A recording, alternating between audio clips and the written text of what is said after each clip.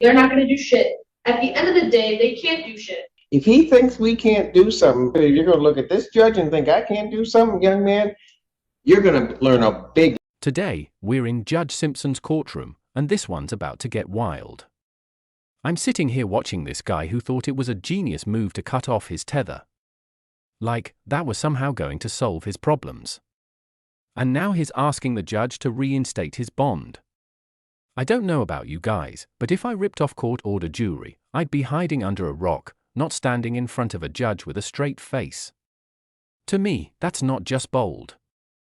I mean, that's just delusional. I've always thought tether violations were basically you telling the court, hey, I don't take you seriously. Honestly, the nerve of this guy almost makes me laugh, but at the same time, it's just sad to see how out of touch people can be with reality. Would you guys give somebody like this a second shot, or would you shut the door for good? Let's dive in and watch. Court calls the case of the people versus Marquesi Hankey. Your Honor.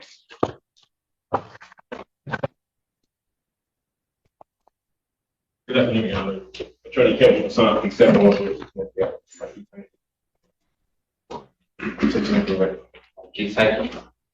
All right, it's your motion. I did file a motion to take the previous PTC hearing. My client's bond vote from privileges from the jail suspended due to allegations that he cut off his tether and contacted the complainant. Following that particular bond hearing, I instructed my client to not contact the complainant witness period in the jail. I also instructed my client that if allowed to be back on bond, we would ask the court to hopefully just reinstate his original bond. Tether, I would know judge that he has no prior criminal, well, no prior adult felony conviction whatsoever. Following the submission of my motion, I did read the people's response, which I guess there's been allegations that my client had contacted the complainant subsequently. Now, I just found out today some transcripts. Obviously, people address this. Some of the language that was used during conversations, I don't have phone conversations myself, but I will admit, Judge, that it seems that my client had contacted the complainant even after his bond. And so I say this, Judge, again, I know it seems like my client is kind of throwing up his middle finger to the court. Oh, yeah. He is. But Judge, I just would state that this young man, I think he understands now that the court orders are serious, that the court orders him to do something it means. So Judge, I'm just asking, I guess, for some leniency to trust that Mr. Hankey will comply. He had a $75,000 cashier bond that he was able to post to a bondsman. The only thing I can ensure that if the court were to give him a second chance, he would not violate his bond, even if the bond is a house arrest with strict conditions. So Judge, I am asking the court to reinstate his bond, and if the court is unwilling to do so, I would at least ask that his phone privileges be allowed back on to at least contact family. Does he's never had any contact with his family, his children? He hasn't been able to contact his dad, caretaker for. And so at the very least, the restriction on his phone privileges to contact family. All right. Well, before I hear from the people, counsel, let me just say, you came in here the first time, and well, let me start with this. Where's our tether? From my understanding, Judge, I thought community corrections still had it. I thought they had become. He cut the tether off. We haven't seen it. Okay. And I know you made the representation to the court, but I know you wouldn't have personally known that. I'm sure that came from your client or something along those lines. We don't have the tether back. Okay. Then, you know, and I get you're making the representation saying your client's going to follow what the court says, but I don't know if anything can be as shocking as walking into a court free. Your bond gets revoked. You get put in jail because of something that you've done.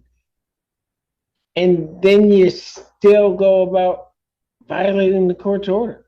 Even this guy's own lawyer had to say, I know it seems like my client is throwing up the middle finger in court. And I'm sitting there like, yeah, no kidding. We all caught that. And Judge Simpson just tossing in that sarcastic, oh yeah, just sealed it for me. Because I swear you could feel the frustration through the screen. Personally, I just don't get how somebody cuts off their tether and actually thinks they're outsmarting the system. I mean, I can barely skip paying a parking ticket without it biting me later. I mean, to me, it's almost like watching somebody light their own parachute on fire and then argue about why they should still get to skydive. I've always thought of Bond as this handshake agreement. You break it, that's it. I mean, you've burned the trust and yet here this guy is asking for it back like it's store credit. Honestly, I find myself laughing 1 second and shaking my head the next because it's such a mix of arrogance and immaturity here. I just don't see how any judge would look at this and think, yeah, he'll definitely follow the rules next time. I'll be honest with you, counsel. I mean, I get what you're saying. I don't have a problem giving people chances. I just don't know that this is the one to give a chance to. Because he just hasn't done anything the court's asked him to do. Ms. Senda. Your Honor, I will rely mostly on emotion. However, in listening to his jail calls, he has 45 total calls to one number after his privileges were revoked with different pins he's using. Then to the other number, we have 23 calls that were completed since his privileges were revoked with different pins. And in one of these calls as recently as Monday, there were a few memorable quotes that I heard in the calls, such as, "There's not shit in this world that's going to stop me from talking to you, man. Nothing in this world stopping me from you. I don't hook up what nobody says about none of that. I'm going to be calling until my court date. They're not going to do shit. At the end of the day, they can't do shit. I'm going to talk to you till I can't talk to you no more. I'll be home. I'm not worried, man. I know I told you this is about to be my last call, but I'm not stopping shit. I'm not stopping nothing." And then, why stop now if they already know? So I have extreme concerns that he cannot follow court orders, considering he cut off his tether, continued flagrantly calling the victim on other pins, both numbers, acknowledging in some of the calls that he should not be contacting her, and continue to contact her. He just cannot abide by any of the court orders that are set before him. So I have great concerns, and especially given the violent nature of this case as well. Anything else, counsel?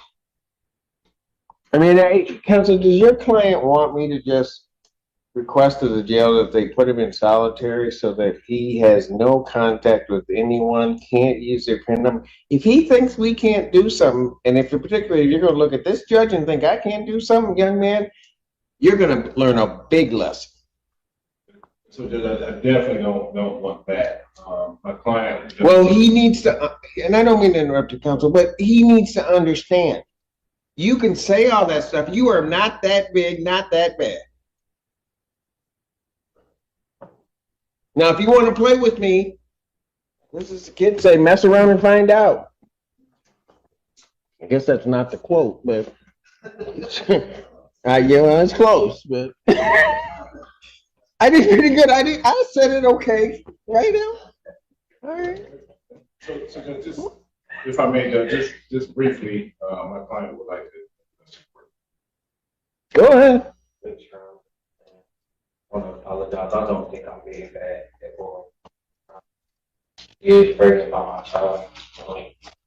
I can't say that I'm not in here for nothing. You know, I obviously think I am. Yeah. I just want to apologize. Like I said, I'm not being bad. I don't want to be here at all. I really don't.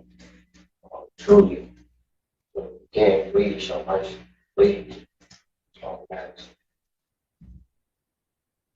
I have no problem showing mercy to those that deserve it and have earned it. You have not.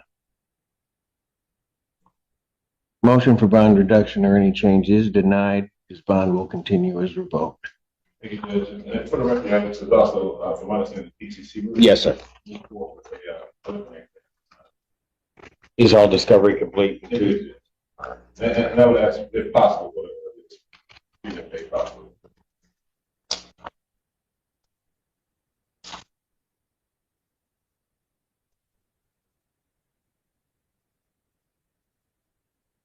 people have their witnesses available on the first We'll do our best, Your Honor. preliminary examination in person will be set April 1st, 2025, 9 a.m. in person before Judge Perry.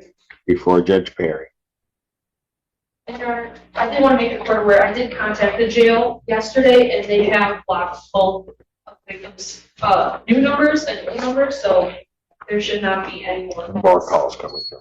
All right. Thank you. Thank you very much, Judge. Thank you, Your Honor. I'm going to be honest. I mean, I do kind of agree with the judge on this one.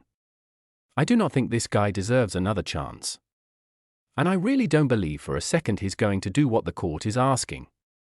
To me, he's the type of person who has never really understand the word no. He's been told directly and still doesn't get it. I mean, he's just he won't stop contacting her. Even bragging that the court won't do anything about it. I mean, that's not even just arrogance. It's really dangerous. And I could definitely see why the judge isn't putting up with him. And it's one thing to cut off your tether, but the wildest part is he clearly doesn't realize who's he's standing in front of. Judge Simpson isn't the type you test twice. It's pretty much mess around and find out. He even tried to apologize, but in my opinion, it just felt so hollow, like he was just checking a box to get sympathy or something. I think jail time with no phone calls is the only thing that makes sense here, because at some point the system has to put action behind the warnings. Thanks for watching, guys, and take